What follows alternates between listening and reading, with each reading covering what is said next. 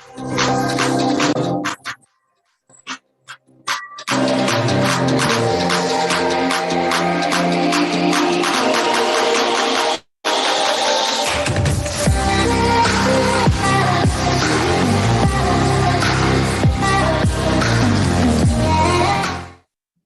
morning and warm welcome to Online Anaesthesia Postgraduate Teaching Program on Zoom platform. It is sponsored by Acryla and hosted by A1 Logics. Today we have a legendary teacher, Ramkumar Venkateswaran sir, among us to deliver a lecture on airway assessment and algorithm-based airway management. He needs no introduction. For completion's sake, I like to introduce him. He has completed his MBBS and MD from JIBMER and joined KMC Manipal in 1985. He has 32 years of teaching experience at KMC Manipal. He is among the board of trustee of Mission Smile and director Medical Stimulation Center from 2009 to 2013. He is the founder chairman of All India Difficult Airway Association from 2010, and he is now editor-in-chief of Airway since inception in 2018. It is a publication of the All India Difficult Airway Association. We welcome you, sir. We are immensely pleased to have you in our platform. Over to you, sir. Thank you. Thank you, Dr. Edward. And is the, do I have to share the screen again? Yeah. Is that okay, Dr. Johnson? Yes, sir. Yes, sir. It's clear. Great. So once again, just before we started the actual program, I had an opportunity to just talk to Dr. Johnson and some of the other organizers like Rajesh and Shiv Prasad. And I said that this is a great initiative taken by Online Anaesthesia, and I'm very happy to be a part of this program. The topic that has been chosen for the day is extremely important for two reasons. One is, I think, as the topic says, airway assessment and algorithm-based airway management. Airway assessment is very much a part of clinical assessment of patients. And as anesthesiologists, I don't need to emphasize the reasons why very in-depth assessment of the airway is essential towards the conduct of a safe anesthesia. So I will talk a little bit about the airway assessment, what are the various parameters we look for, and try to give you the reasons why we are looking for those parameters during our airway assessment. And in the last part of the lecture, the second part, I will go on to just the generics of algorithm-based airway management. So with this introduction, let me straight away go on to the topic. Why should we assess the airway? This is a very basic question. I don't think anybody will have any objection to this question. But yet, I need to say that all postgraduates, the first thing that they are taught is a clinical examination by the bedside. We are after all, the physicians of the operation theater, but we are also primarily the airway managers for the entire hospital, so to say, in addition to the respiratory medicine people, the respiratory therapists, and the emergency medicine people. So we constitute a group of physicians and professionals who need to concentrate on the assessment of the airway, because most of the general anesthetics, we need to administer anesthesia through the airway, and that becomes an important problem. Now, it also, by assessing the airway, we also create a zone of comfort for ourselves, rather than our having to navigate through uncharted territories. And I just like to put up this GPS icon here for the time being, because nowadays, nobody believes any science. I remember earlier in Pondicherry or anywhere in Tamil Nadu, you say, how do I get to such and such a place? You say, sir, straight up ponga, right ponga, dead end left and so on. That is the way you reach your destination. But nowadays, I think we all need to have a much more detailed approach to our destination. And in this topic, for the day, our destination is securing a definitive safe airway. And for this, the GPS that we use, the first step of GPS that we use is airway assessment. Now, there are three major components of airway assessment. When we assess the airway, what are we trying to find out? What are we trying to establish? We're trying to find out whether there are any anatomical factors that will come in the way of our achieving a definitive airway, be it an endotracheal tube, be it a supraglottic airway device, be it even face mask ventilation, or the eventual emergency cricothyrotomy. We look for all these anatomical evidences when we examine a patient to try and identify whether this patient is going to pose a problem to us in any of these steps of airway management. So anatomical difficulty is one of the reasons or one of the components of airway assessment. The second component is physiological difficulty. When we talk about a difficult airway, majority of us will concentrate on the anatomical difficulty, but we must remember that there are two other areas that can pose a lot of difficulty, and one of them is the physiological difficulty, which we'll talk about a little later, which is nothing but physiological reasons that pose a hindrance to your achieving a safe and successful airway. And finally, the contextual difficulties, which we'll talk about in a little more detail. So these are the three major components of airway assessment: anatomical to assess or evaluate or identify anatomical difficulty, physiological difficulty, and contextual difficulty. Now, what is anatomically difficult airway? It is common sense, but yet I will define it for you. Anatomically difficult airway exists when the preoperative airway examination reveals anatomical factors that could pose a hindrance, usually a mechanical hindrance, either for placing a definitive airway, such as an endotracheal tube or a supraglottic airway, or may pose a difficulty for oxygenation prior to securing a definitive airway, like, for instance, face mask ventilation. So it could be any of the aspects of airway management. And if there is an anatomical difficulty posed, we need to identify that. As far as physiologically difficult airway is concerned, we look at two categories of patients. And this is primarily, we look at patients who come very sick to us in the operation theater, or patients in the intensive care unit who have been on a ventilator for some time. They need a readjustment of the, or they need an intubation for the first time. So in the ICU, these patients are quite physiologically unstable. So the two bullet points draw our attention to: one, a coexisting medical condition that compromises oxygenation in the resting state. It could be a respiratory problem, it could be a cardiovascular problem. So if there is already a resting hypoxemia, whatever we do during our process of airway management may add to the problems. So this is one of the angles that we need to look at. The second bullet point draws our attention to an altered hemodynamics, which can also result in airway difficulties or a physiologically difficult airway.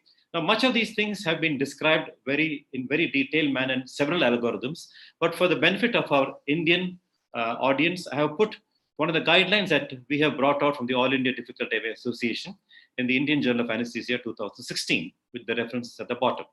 The contextually difficult airway is now a third angle to it. Anatomically difficult, we can understand there is a hindrance to the passage of a device to secure a definitive airway. Physiological, there is a problem with oxygenation or blood pressure. Finally, you come to the contextually difficult airway, which depends, as the name signifies, it depends on the context. If there is a non-availability of appropriate airway equipment, you can't blame the airway manager for not managing the airway optimally. Similarly, you may have appropriate airway equipment, but if the anesthesiologist is not familiar with the use of such equipment, this can also lead to a problem. And what I want to say here is, if you have a device that is appropriate for the situation, but you are not experienced enough to use it, this can still add to our difficulties in managing the airway. So anatomically difficult airway, physiologically difficult airway, and contextually difficult airway. Another thing that we need to evaluate during our history or detailed history taking of our patient is a history of previous difficult airway. Always very strongly predicts the possibility of a difficult airway in future as well. So if the patient says that they were anesthetized, that he or she was anesthetized in some other location, they had to back off because of some problem, it would be a good idea for us to talk to that anesthetist to find out what exactly the problem was. Was it an anatomical problem? In which case it wouldn't have changed. Was it a physiological problem? Again, it wouldn't have changed. But if it was a contextual problem, yes, maybe in our center, we may be better equipped to deal with that situation. So for all this, when any one of us comes across a difficult airway, one needs to give what is called an alert, a difficult airway alert. Abroad, they have a medic alert band. But in India, the Difficult Airway Association has, once again, the All India Difficult Airway Association has devised a reporting what should I say, a reporting format for anesthesiologists to report when there's been a difficult airway. So look in a detailed history for a history of previous difficult airway and do a focused airway history and review of anesthetic records to evaluate what the problem was so that we can be better equipped on this occasion. Now, difficulty in airway management can arise from one of these five areas of airway management. It can be difficulty in face mask ventilation, difficulty in performing direct laryngoscopy, difficulty in video laryngoscopy, difficulty in placing a supraglottic airway device, and difficulty in emergency cricothyrotomy. And all of this is very beautifully described in a textbook by Tim Cook and Christensen. The chapter is titled Structured Planning of Airway Management by Law and Heidegger. The core topics in airway management is a 2021 edition of this particular textbook. And I have summarized in the next 5 slides the 5 bullet points that we need to concentrate on. So let's first look at what are the factors that lead to a difficult face mask ventilation. Now, in this slide and the next 4 slides, you'll find a list of factors that will contribute, anatomical factors that will contribute to difficulty in airway management. All of this is available in the textbooks. So I will just highlight some of the important ones. Now, presence of a full beard in the male gender who's edentalus over the age of 50 years and having a body mass index that is more than 26 kilogram per meter squared was beautifully summarized by Langeron et al. In the year 2000 as 5 of the factors that add on to difficult face mask ventilation. To this, we can say modified Mallampati class 3 or 4, history of snoring, neck radiation, and the limited mandibular protrusion. All of these we need to look for when we do an airway evaluation. Now, what are the anatomical factors that will hinder direct laryngoscopy? Now, you know that to perform a direct laryngoscopy, you need to have adequate mouth opening, enough space for you to introduce the blade of the laryngoscope. So listed for you here on the slide are several factors like limited mouth opening, a narrow dental arch, adverse dentition, meaning either loss of teeth or very loose teeth, limited mandibular protrusion, the ability to protrude your mandible into a prognathic state, short thyromental distance, modified Mallampati class 3 and 4 makes its appearance again, limited head and neck, upper neck extension, and increased neck circumference in obese individuals. All of these contribute to a difficult anatomical factor for a direct laryngoscopy. Now, in the last maybe 20 or 25 years, we've been accustomed in many centers to the use of a video laryngoscope. And the video laryngoscope, no doubt, makes a difficult airway easier to manage. However, there are certain red flags that need to be looked for even to perform a video laryngoscopy. Once again, you need adequate mouth opening to introduce a laryngoscope. Blood or gastric contents in the upper airway can come in the way of viewing the larynx, which is an additional problem of a video laryngoscope. If it's a direct laryngoscope, you can perform a suction and you'll see the larynx immediately. But the video laryngoscope has this drawback. Again, limited mandibular protrusion, short thyromental distance, a poor Cormack-Lehane grading on a previous anesthetic during direct laryngoscopy, history of neck radiation, limited neck mobility, and inexperience with video laryngoscopy. This is what I mentioned. It's a contextual factor. A video laryngoscope may be available, but I am not trained to use it, and therefore I should not be attempting to use it because I'm not going to be successful. So you need to be familiar with the difficult airway equipment, and that is the inexperience with a particular equipment leads to contextual difficulties. Difficult supraglottic airway insertion. Once again, you need a space to introduce at least 2 to 2.5 centimeters incisor distance or intergingival distance is required for us to introduce a bulky supraglottic airway device. So a limited mouth opening, pathology in the oral structures can give rise to a problem. Fixed neck flexion deformity of the neck, improperly applied or excessively applied cricoid force can distort the anatomical structures, and a BMI, a body mass index of more than 29 kilogram per meter square. Finally, we come to the most, possibly none of us want to face this situation, emergency cricothyrotomy, because this is the last saving step in airway management. And there are several factors that also pose a problem to emergency cricothyrotomy. And these include a female gender, age, the pediatric age group less than 8 years, thick neck like in obesity, a displaced trachea due to a tumor in the neck, overlying neck pathology, fixed neck flexion, and neck radiation. So we have now summarized what are the various factors that we need to look for that will tell us difficulty in face mask ventilation, difficulty in direct laryngoscopy, difficulty in video laryngoscopy, difficulty in placement of a supraglottic airway device, and the final step, difficulty in an emergency cricothyrotomy. Well, let's go to some of the other things that we need to look at during airway examination. Now, it's almost 100 years ago that Professor Megel suggested that sniffing the morning air position for laryngoscopy was ideal. There are various protagonists and antagonists to this view. However, by and large, even now, most of us teach postgraduates that sniffing the morning air position is the ideal position for laryngoscopy. Well, now, what does this position do? It has two components. It has a component of cervical flexion, which is the lower cervical spine, and extension at the atlanto-occipital joint.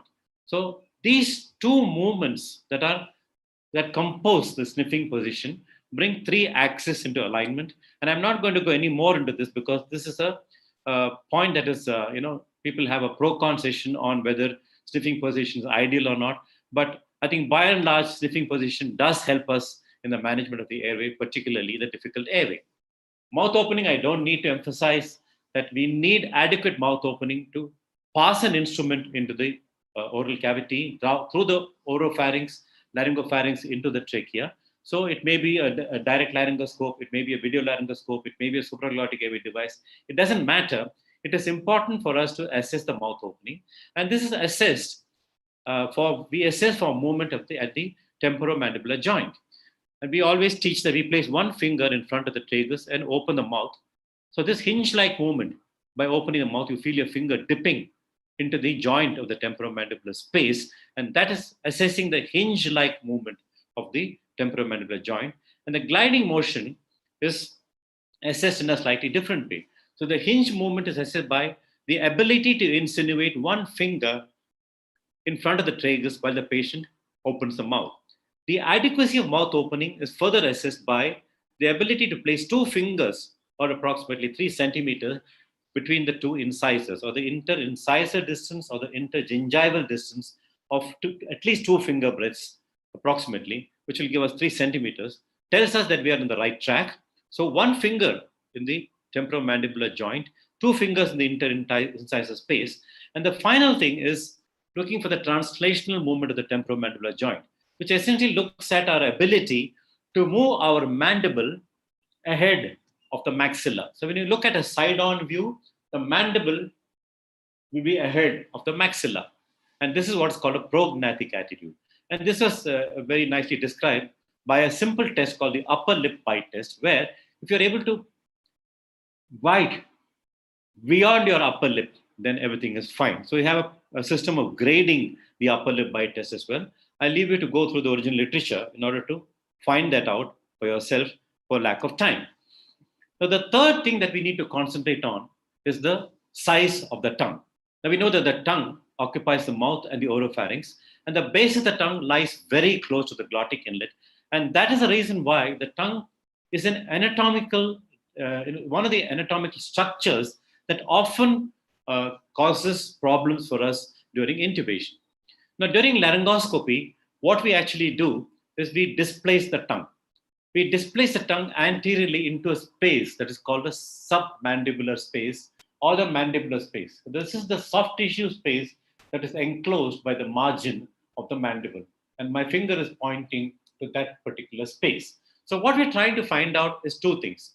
Is the tongue large or is the submandibular space small? So you can have a normal situation when you have a normal tongue and a normal submandibular space volume. However, suppose you have a large tongue with a normal submandibular space, then you cannot displace the tongue into the submandibular area during laryngoscopy. And if you have a normal sized tongue with a narrow or a small submandibular space, again, you have a problem to displace the tongue. So discrepancy between the size of the tongue and the submandibular space is evaluated by what is called the Mallampati classification. And essentially, this has been modified. We look at 4 anatomical structures: the soft palate, the uvula, the fauces, and the pillars. And we can just abbreviate this as the first letter of each of these anatomical structures: S, U, F, and P. And this is what we look for in the Mallampati, modified Mallampati classification. Class 1 through class 2, 3, up to class 4. In class 1, we see all the four structures: S, U, F, and P. Soft palate, uvula, fauces, and the pillars. In class 2, the tongue is relatively larger and it blocks off the view of the pillars. Therefore, what you see is only the S, the U, and the F. That is the soft palate, the uvula, and the fauces. When it becomes class 3, the tongue is even relatively larger in size for the oral cavity, and therefore it blocks off not only the pillars but also the fauces, and therefore you see only the soft palate and the base of the uvula. And in class 4, which is the most complicated one, we see none of the above structures. You don't see the soft palate, the uvula, the fauces, or the pillars. If all these are blocked, then that augurs very poorly for our ability to displace the tongue and get a view of the larynx. So just remember Mallampati classification of SUFP, and progressively one of the structures gets obliterated from our view. So this is now looking at the relative size of the tongue to the submandibular space. Now, if you want to get an anatomical idea or a size evaluation of the submandibular space, we look for what is called the thyromental distance. Okay, from the thyroid cartilage to the chin, you look at the distance with the head extended, and you measure the horizontal distance. Again, an approximation is 3 finger breadths, or an actual value is a value of 6.5 centimeters. Right. So you have now what is called a very quick 1, 2, 3 evaluation of the airway. One finger to be insinuated in front of the tragus as you open the mouth into the temporomandibular joint space. 2 fingers between the teeth or the interincisal areas to assess the ability to pass equipment into the oral cavity, and 3 fingers from the chin down to the thyroid notch to assess the available space in the floor of the mouth to displace the tongue. We come to the next aspect of airway assessment, and that is the neck movements. Now, neck movements, I can just simplify by saying that we should have an extension of around 30 to 35 degrees. So you sit with the patient's mouth, in such a way that the maxillary teeth are parallel to the ground, and then you ask the patient to extend the head. Fix the shoulders, extend the head. The angle through which the upper teeth should move should be roughly about 30 to 35 degrees. Now, there are various methods of measuring this, and one of them is they describe that you place a pen or a pencil on the forehead and see how much distance that pen or pencil travels, and use a goniometer in order to assess how many degrees of extension you have. And the second movement is flexion. If the patient can flex and touch the sternum with the chin, that means the movement is adequate. If this range of movement is not present, then you may have a problem due to neck movements in adequately positioning the patient for a laryngoscopy and intubation. This slide just summarizes the 1, 2, 3 rule that I talked about. And this is very important because even if you do not have time to evaluate the airway in a detailed manner during an emergency, like for example, a trauma or a cesarean section, the minimum you can do is a 1, 2, 3 test, which takes just about 15 seconds. And a lot of information can be obtained from the 1, 2, 3 test and the result of this 1, 2, 3 test. This 1, 2, 3 test was taught to us when I was a postgraduate by Dr. Valerie Major, who was the chief of anesthesia at CMC Vellore. So some of you in the audience may have been also associated with Dr. Valerie Major when she was teaching at CMC Vellore. So this is a very nice and simple rule to remember for emergency airway evaluation. Now, there are some special evaluation techniques. We've not talked about what you and I can do at the bedside, but in case of doubt, you may have to go ahead and do a more detailed examination of the airway. And for this, we have the help of the radiologist and the ultrasonologist. And there are 3 specific evaluation techniques that have been described. The first one of them is the magnetic resonance imaging, which gives us a very, very detailed evaluation of the airway. However, the MRI images are static images, they're not dynamic images, and they give you an image of a particular patient's airway at that point of time. The virtual endoscopy is something that can be done from an MRI image or from a CT scan image, where you can actually, using a program that is built into the radiology software, you can actually rebuild the anatomy. So from a chest CT, you can rebuild a 3D model, so to say, which you can view on your screen, which will show you the tracheobronchial tree. And you can go down the tracheobronchial tree, you can look into the tracheobronchial tree as if you're doing a virtual endoscopy. And at different points, just beyond the vocal cords, midway to the carina, at the carina, in the right main bronchus, wherever you want, you can freeze the image and get an idea of what you can anticipate during an actual endoscopy. And this is called a virtual endoscopic technique. The last special technique that is useful to us is the ultrasound technique, which is a real-time evaluation of the airway, and it gives us an image of the airway in a dynamic fashion, in a fashion that changes with various phases of breathing, in a fashion that changes with various positions of the patient. Let's say a patient has a massive tumor sitting on the trachea. You can look at this patient's tracheal dimensions during inspiration and expiration. It's almost like doing a flow volume loop and looking at the trachea and seeing what happens to the trachea during this flow volume loop from start of inspiration till the completion of an entire respiratory cycle. You can also look at various other structures that are important, like the cricothyroid membrane. Mark it if you require, if you think so. If you think that you might need an emergency cricothyrotomy. So all these new techniques of radiological imaging and ultrasound have strengthened our ability to assess the airway. Now, with this, armed with this, fairly detailed examination of the airway, we now have a rough idea as to what kind of an airway we are going to be dealing with. Sometimes we get to know that this is a known difficult airway. So we are able to prepare for it well, right? If it's a known difficult airway, we know what is the cause of the problem. Are we armed with all the equipment and personnel who are experienced to use this equipment available to deal with the situation? Do we also have a standby surgeon to perform the tracheostomy in an emergency? All of this can be planned in an anticipated difficult airway. So when you look at algorithms that are available in the literature from several countries, I mean, I'm not going to go into individual algorithms. It is impossible to cover individual algorithms. But I'd like to point out to you that several algorithms are in the literature starting from about 20 or 25 years ago. And we can look at all these algorithms.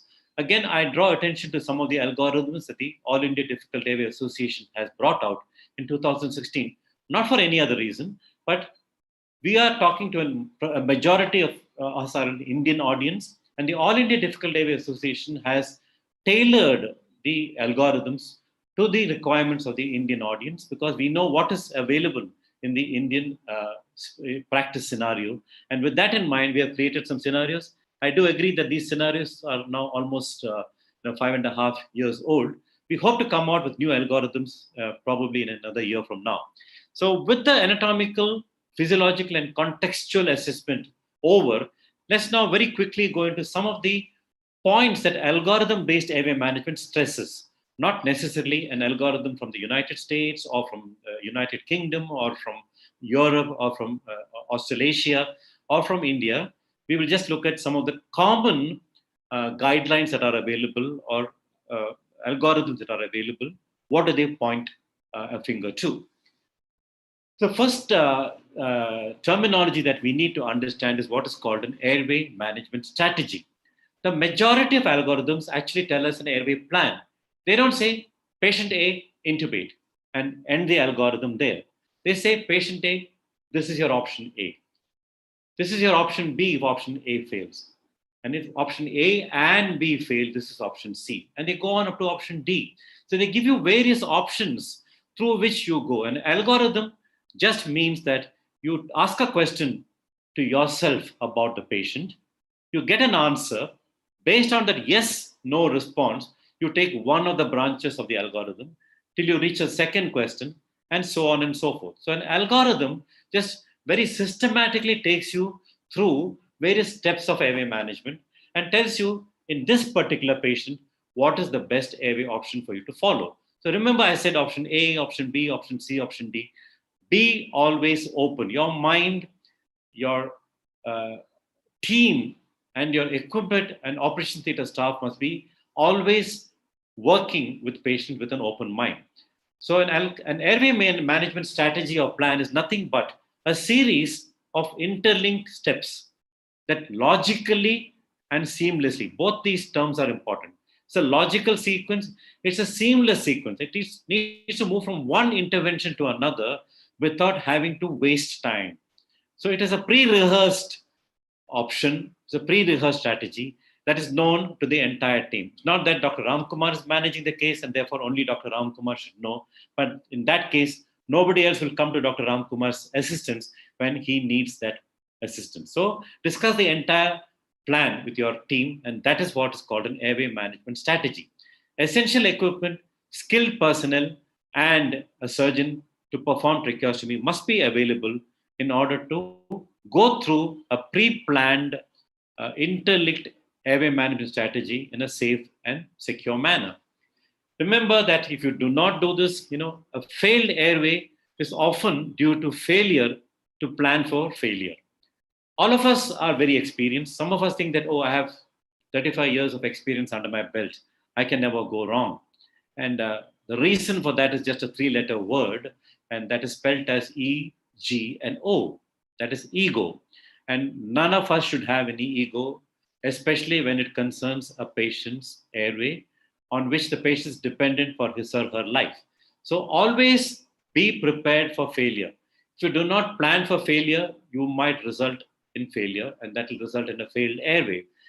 A defense colleague of mine once used to say that the more we sweat in peace, the less we bleed in war. And that's another nice way to look at it. The more we sweat in peace, the more we plan and plan. You may take 2 hours to plan an airway management and it will be over in 2 minutes. Okay. However, if you plan for an airway management in 2 minutes, you may struggle for the next 2 hours to successfully manage the case. So I think ideal time management, ideal strategy management is very important, which is why I put this slide first. We're about 30 minutes into our lecture, and the time now is 10:30. I am definite I'll be able to finish on time, and I'll leave some time for questions. The next aspect that all, algorithm-based airway management strategies talk about is positioning. Now, we need to essentially look at what was described in 1930, as I mentioned earlier by McGill. The pillow was very much part of the positioning. A head elevation of around 8 to 10 centimeters is essential. Most of us use a head ring to elevate the head of the patient to an elevation of about 8 to 10 centimeters, such above the above the level of the shoulder. So the shoulders resting on the table, the head should be about 8 to 10 centimeters above the level of the shoulder. This is the typical position in which we start our airway management. Now, there are certain other special head positioning techniques that are described. The second bullet point draws our attention to what's called the RAMP position, which stands for Rapid Airway Management Positioner, which I will show you in the subsequent slide. There is a special positioning required for obstetric patients, even if they are non-obese, keeping the gravid uterus in mind. And there is a special positioning required for pediatric patients. So positioning of the head is very important for every airway management. And it differs slightly, or maybe in a major way, while dealing with an obese patient, while dealing with an obstetric patient, and while dealing with a pediatric patient. And given for you at the bottom of the slide are 2 of the guidelines, again, that we brought out that specifically look at airway management in obstetrics and airway management in pediatrics. Right. Now, this slide kind of gives us an overview of the positioning of patients in various subgroups. To the left, you have a diagram with 2 panels, A and B. This is an obese individual that is positioned only on a pillow, which is elevating the head by about 8 to 10 centimeters. It's obviously not enough, but because the objective of proper positioning of the head in airway management is to get this line that you see here. The line that connects the external auditory meatus to the sternum notch should be horizontal to the floor or the table top. And that has been achieved in this obese patient by what is called a ramping position. It may be a single device called a elevation pillow. It could be multiple blankets that are available in plenty in the operation theater. But essentially, position your patient's head in such a way that when looking at your patient's head in a profile view, means from the side, you will notice that the external auditory meatus is at the same line as external notch. And this will give you the best possible shot at airway management. Coming to the lower right diagram, you have somebody, this is an obstetric patient, and here an assistant is displacing the gravid uterus to the left side, taking the gravid uterus off the inferior vena cava and avoiding what is called the aortocaval syndrome. The head of the patient we are not shown here in this particular picture, but the head and neck, there's nothing different in an obstetric patient, unless they are also obese, in which case you will use this left uterine displacement along with the ramp movement. Now let's look at a little more detail about this positioning of children. Starting with an infant, we know that the infant's head is relatively large, and that is from intrauterine life. The large head actually needs us to elevate the shoulder of the patient.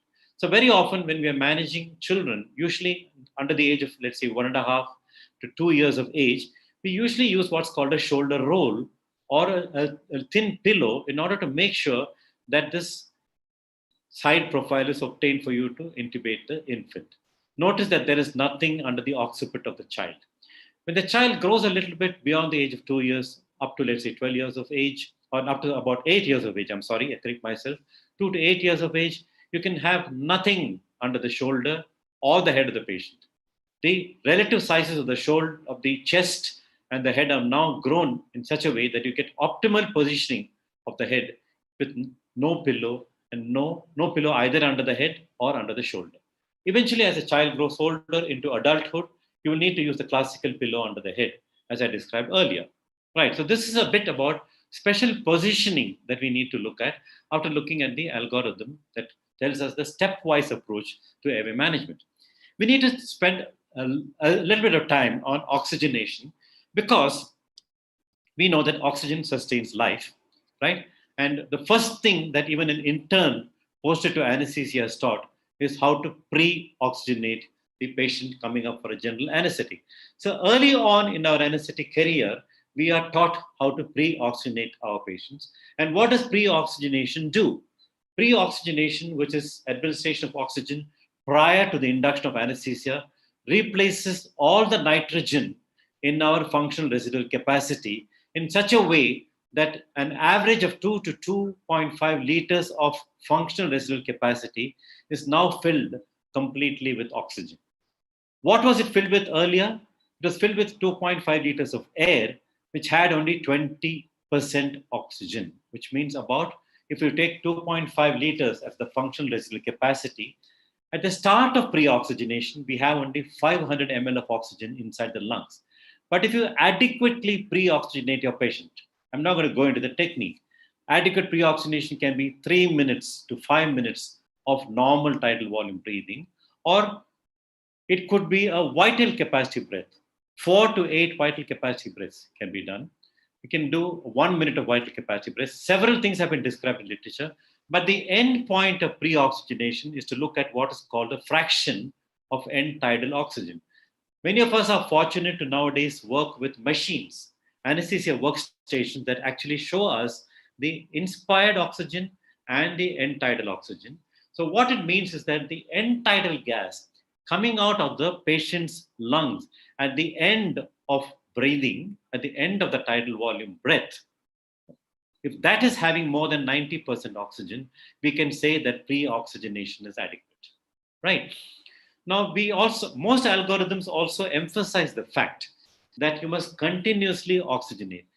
When I was a postgraduate, we were taught that pre-oxygenation is important. And if you fail to achieve a definitive airway at your first attempt, you need to reapply the mask and re-oxygenate your patient, which is what the third bullet point says. Re-oxygenate your patient between attempts at intubation or supraglottic airway insertion. So now you're in the process of achieving a definitive airway. At any point you find that you're not able to do that in your first or your second attempt, and you're looking at your monitor, we'll come to that a little later, and your monitor says that the saturation is dropping below 95%. It is time that you think of re-oxygenating your patient. So the first step is pre-oxygenation. All of us do it for a general anesthetic. The second step is re-oxygenation between attempts. And what most algorithms have now come out with is what is called continuous oxygenation, which is nothing but administering oxygen at a rate of 10 to 15 liters per minute through binasal prongs. You can apply a binasal prongs, take it over comfortably over the ears of the patient, and even when you start pre-oxygenation, you can have 10 to 15 liters of oxygen flowing in through the nasal passages into the oropharynx and laryngopharynx and nasopharynx.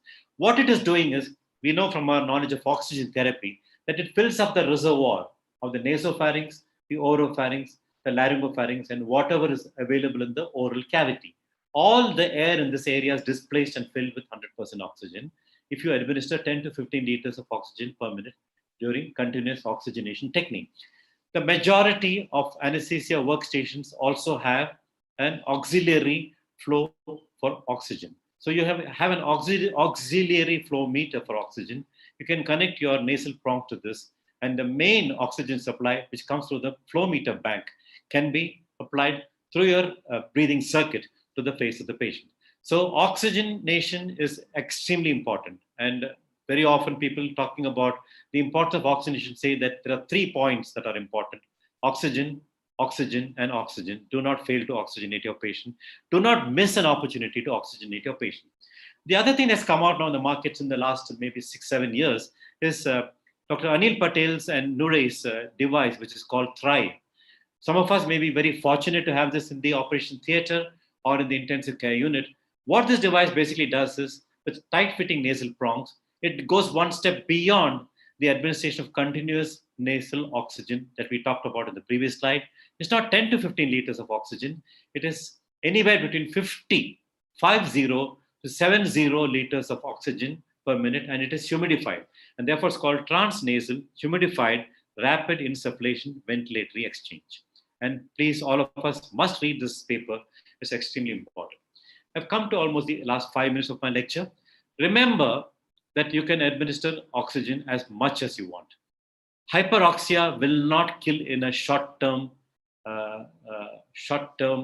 administration of oxygen. If you administer 100% oxygen for days together, like in the ICU, you can, I agree, get pulmonary oxygen toxicity. But oxygen given at 100% level for short periods of time during airway management will not kill. But the bottom line is important. Hypoxia will surely kill. Please remember that while hyperoxia will not kill, hypoxia surely will. And that's what we're trying to avoid by oxygenation, reoxygenation, and continuous oxygenation. How do we know that we have oxygenated our patients adequately? Now, there are two equipment. Monitoring has made anesthesia very safe in the last 25 years or so. And the two equipment that I would place my money on that has made anesthesia safe is what is shown in the two panels at the bottom: the pulse oximeter and the end-tidal carbon dioxide monitor. Obviously, one tells about oxygenation and the other tells about the carbon dioxide elimination. It also tells us, most importantly, that if a carbon dioxide waveform is seen, if a capnograph waveform is seen, the device is properly placed. It could be a supraglottic airway device, it could be an endotracheal tube. And the pulse oximeter value on the left that you see, remember that 95% is the number we are looking for. Drops below 95, raise an alarm. Now call for help as early as possible. Press the panic button early rather than late. Also, when you have an anticipated difficult airway, it's preferable to have a colleague either informed. Tell the person, I know you're available 2 operation theaters away in an operation theater complex. I'm starting such and such a case, and I would like to examine this case with you. If I land in trouble, I will call you, and this is what I plan to do. This is what you call by an algorithmic stepwise approach to a difficult airway. So it's preferable to have an experienced colleague with you, inform him or her of all the steps that you have thought about, and maybe even stand by if he or she is free, depending on the gravity of the situation. It is, as I say in the last bullet point, better to have a bruised ego than create an airway-related morbidity or mortality that will haunt you for life.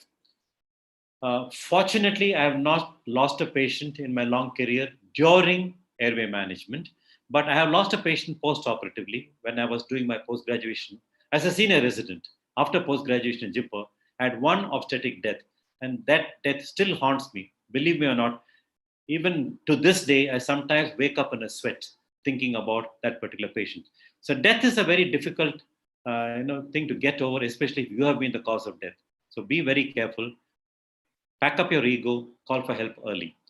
Extubation strategy, I just like to say that when one is faced with a difficult intubation, plan for a safe extubation. And we have one algorithm designed in the All India Difficult Airway Association, which looks at just how you extubate your patient.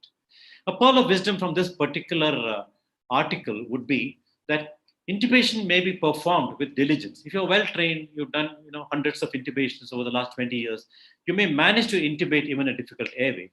But extubation needs intelligence. Do not extubate a patient who has been difficult to intubate unless you are sure that you will be able to manage the patient's airway post extubation. Now, in summary, in the last 45 minutes or so, what I've been talking about is two aspects in my lecture. The first aspect was what do we assess when we perform an airway assessment? And I said that we look at three components of airway assessment. We look for anatomically difficult flags, red flags, that tell us that this patient's airway may be difficult to access because of anatomical difficulties. We look for a physiological problem that may be coexisting in this patient that will only add to the woes of the patient and the airway manager like you and me. We finally look at a contextual element, which means this patient is ideally intubated with a fiber optic bronchoscope. I do not have one, or I have one, but I do not have the expertise to use it. It is a contextual red flag that tells you in the airway assessment that the airway management can be difficult. Bullet point number 2, we went through the difficulties in 5 possible steps of airway management. I obviously don't have time to go through all of them, but I said that we look for factors in our airway assessment that tell us that we may have a difficulty in face mask ventilation, we may have a difficulty in intubation using direct laryngoscopy or video laryngoscopy, we may have a problem in placing a supraglottic airway, we may have a problem in an emergency cricothyrotomy, and each of these steps is to oxygenate my patient, and each of these steps have very unique anatomical features that will make the airway management difficult. So look for all of this in your airway assessment. The clinical examination we divided into sniffing position, mouth opening, the relative size of tongue and the mandible, and the neck movements. These are all the various subparts of airway assessment that we look for. I also very briefly said that in the current day airway assessment, in the current day practice of anesthesia, we need to look at special assessment techniques such as the magnetic resonance imaging or CT scanning, virtual endoscopy, and ultrasonography in assessing the static and dynamic assessment of the airway. As far as the algorithmic-based management of the airway was concerned, I divided my second half of the lecture into 6 parts. I said that we need to have an airway management strategy or plan, which runs from option A to B to C to D, which will differ from patient to patient, from context to context, from individual to individual. And this plan needs to be discussed threadbare with the entire team that is going to manage the patient. Positioning is important if you do not position your patient properly, you can only blame yourself later for not achieving the airway in as quick a manner as possible. I underscored the importance of oxygenation by using 3 terms: pre-oxygenation, continuous oxygenation, and reoxygenation. I said, press the alarm button, press the panic button to call for the airway, to call for the help, call for help as early as possible. Don't be late, because you may land up with a problem. I said, as far as monitoring is concerned, constantly look at your pulse oximeter and capnograph to tell you clues as to when you're going wrong, and always have a plan for extubation. With this, I thank the online anesthesia group for this invitation. I enjoyed speaking to you over the last 47 minutes on airway assessment and the algorithmic approach to airway management. I specifically thank Dr. Edward Johnson for this invitation, Dr. Rajesh for constantly keeping in touch with me, making sure that I am in line, on target for this lecture today, and also Dr. Gomati, Dr. Shantini, Dr. Shivprasad, and Dr. Sandhya for giving me this wonderful opportunity to be part of the online anesthesia initiative. Thank you very much. Thank you so much, sir, for a wonderful tailor-made lecture for the postgraduates. Thank We you. know your capability. You can talk to the consultant, any level you can talk, but you made it as a tailor-made for the postgraduate. That is great, sir. Thank you. Thank you so much. Thank you. Actually, we are waiting to hear more from you, sir, but with the time being, the time is restricted. We are curtailed to 45 minutes. There are some questions I will ask. Yes. Yes. One question from Dr. Lavanya. In case of difficult airway, what are the different forms of NIV methods available? Okay. You can see if it's a child, you can use a tight fitting nasal prongs. That also gives NIV. In an older patient, a nasal mask or an oronasal mask is perfectly okay. This is what is described in the paper that I talked about, the All India Difficult Airway Association paper on ICU management. It talks about non-invasive ventilation with a mask. It could be nasal mask or a oronasal mask. A nasal mask obviously will give us a little more flexibility because we can then perform a procedure through the mouth. However, once you open the mouth, the tight fitting, non-invasive ventilation may lose its efficacy. Having said that, these are the ways you can manage with non-invasive ventilation. And I think you can just use whatever the patient was on until that point of time. If it's a fresh case, it's an anesthetic induction and you want to use non-invasive ventilation, a tight-fitting mask with the adjustable pressure limiting valve completely closed is also good enough. That also applies enough pressure within the airways. I hope Dr. Lavanya was happy with that answer. Yes. Otherwise, please put up a subsidiary question. I'll try and answer it better. So, Dr. Gayatri, so yes, what is the normal neck circumference? How to measure it? It's a postgraduate question. Okay. See, generally, literature talks about 39 centimeters being a cutoff, 39 centimeters of neck circumference. Essentially, we have gone beyond that now. Now, even a patient with a thinner neck, we need to evaluate actually the fat that is there in front of the trachea. And that is what usually causes the problem. An obese patient, of course, we're looking at one parameter, that is the neck circumference. But along with this, several other tissues in the neck are also filled with fat.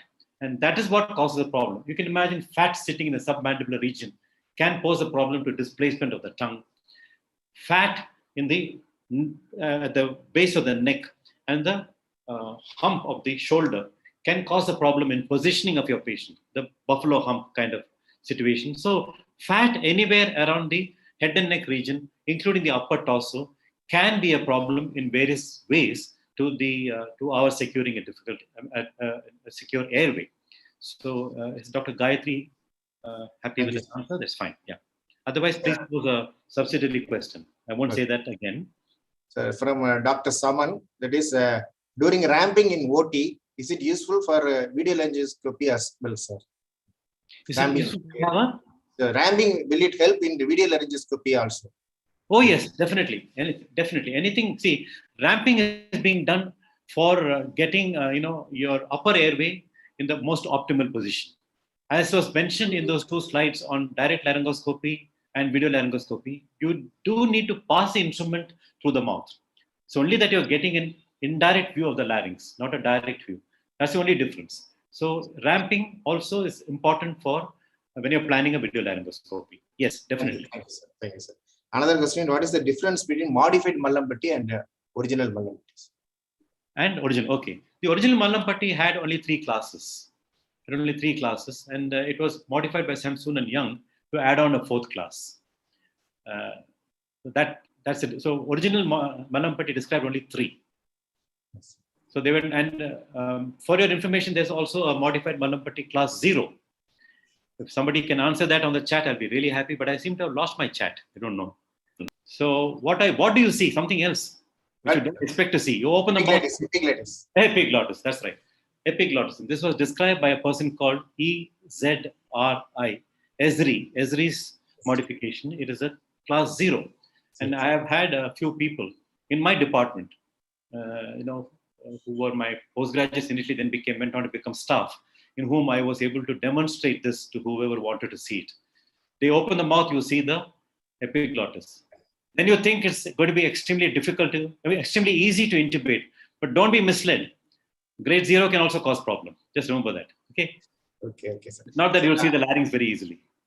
just because you're seeing the epiglottis. Okay. Sir, another question from Dr. Rishi Kumar. What is Yes, the difference between Thrive and HFNC? Between Thrive and HFNC. high flow nasal cannula. They're essentially the same. Thrive is actually a name given by the perpetrators of this technique. Dr. Anil Patel and Dr. Nure, when they describe this, Dr. Anil Patel is an anesthetist working in an ENT setup. And his co-author, Dr. Nure, they called this equipment Thrive. THRIV. It's just one of the techniques. There are many. OptiFlow is one of the things that's available in the market. There are many techniques that use the same principle. High flow humidified oxygen administered through a relatively tight-fitting nasal prongs can be called high flow nasal cannula. It's the same thing. It's the same thing. There are different companies making it. They call it by a different name. Thrive is a name given by the authors, original authors. Okay. So from Dr. Elias, so how to proceed with the edentulous patients? Excellent question. In fact, I wanted to say this while I was speaking.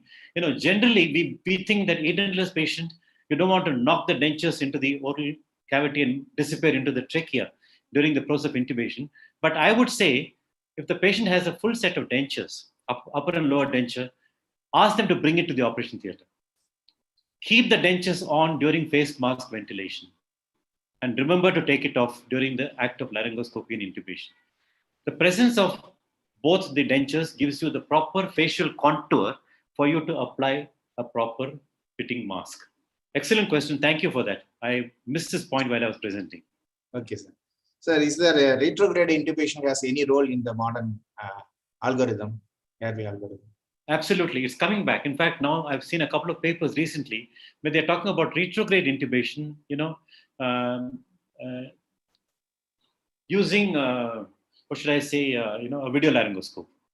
Right. So now remember, when retrograde intubation was described, it was an archaic technique. We thought it's a barbaric technique in those days because we didn't have a fiber optic bronchoscope. We didn't have a video laryngoscope. We didn't have supraglottic airways. And imagine the three major arms of airway management were not there. We had to intubate with a direct laryngoscopy. If we failed, only God could help the patient and us. Right. So in those situations, we used to go for a retrograde intubation, provided we could continue oxygenating the patient. It's definitely coming back in a big way, right? And I think it's not yet out of the armamentarium. It is definitely there. Thank you, sir. In fact, it should be practiced. I think, depending on if you have not on guinea pigs, okay, not on animals. When you have a patient who will benefit from a retrograde intubation, and you have a fiber optic laryngoscope, if the patient permits, which is very unlikely, you can go ahead and do it. Yes, last question, please. That's right, sir. Sir, in your opinion, whether the conventional laryngoscope is going to go out of the anesthesia practice in future after the introduction of video laryngoscope? Well, see, I'm an old school thought. Okay. I have now a retired professor of anesthesiology, and to me also video laryngoscope is new. So along the last 10 or 12 years, when I have been actually using the video laryngoscope, I think it will eventually replace. Depending, for us, the limiting factor in India is the cost. So I think in many situations, we will still have to keep that as the primary reason why we cannot hope to go for a video laryngoscope as our first choice. But once the prices come down and the administration becomes a little more understanding, I think video laryngoscope, I'm afraid to predict, maybe the next 10 years or so, I think direct laryngoscope may take a back burner to airway management. Thank you, sir. The last question was mine. Okay, thank you. I don't have once again, thank you very much. I think we've finished in time, 58 minutes. Yes, that leaves to 2 minutes, 10, 15 minutes. There are thank so many you. I'm not able to see all of you. For some reason, I'm not there. I can only see myself, and maybe I'm with the wrong view. Okay. Thanks. Thank you so much. Dr. Constantine, Dr. Rajesh, and whoever else is on the meeting. Thank you very much for this opportunity. Have a great day. Bye. Thank you so much. Thank you. Thank you, sir. So with that, we come to the end of this session. I thank the Anaesthesia TV, Akurala and J.EDWARD for the supportive. And next week, we will meet with the Airway gadgets. It's a workshop type presentation. Thank you. Thank you so much. Thank you, sir. I'll go off, Dr. Johnson. Okay, sir. Thank you.